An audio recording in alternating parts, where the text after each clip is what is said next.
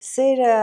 ինքդ քո հանդեպ ձևավորվում է մանկության տարիներին։ Հետևաբար ինչ խորհուրդ կտաք ծնողներին։ Ծնողները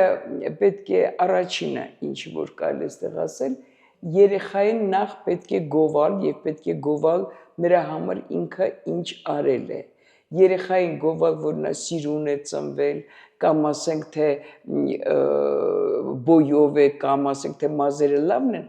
դա անիմաստ է, որովհետև նա դրա համար ոչ բան չի արել։ Դա տրվել է բնության կողմից, մամայի, պապայի միջոցով այդ երեխան վաստակել է։ Դա մեկ,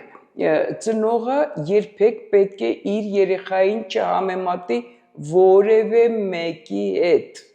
Նա երեխային պետք է համեմատի միայն իր հետ։ Երբ որ երեխային համեմատում է, ասենք թե հարևան Կարենչիկի հետ, երեխայի մոտ տպավորություն է, որ իրան հնարավոր չի սիրել, մաման սիրում է Կարենչիկին։ Մայրը պետք է իր չիրականացված իղձերը,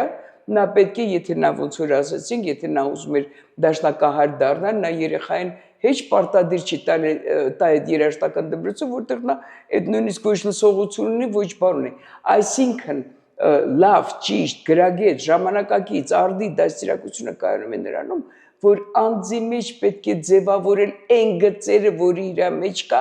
եւ անընդհատ ասելով ես քեզանով հպարտանում եմ, դու կարող ես, ես քեզանով հպարտանում եմ։ Եվ ես քեզ սիրում եմ։ Եվ ես քեզ սիրում եմ, այդ իհարկե լեյտմոտիվն է։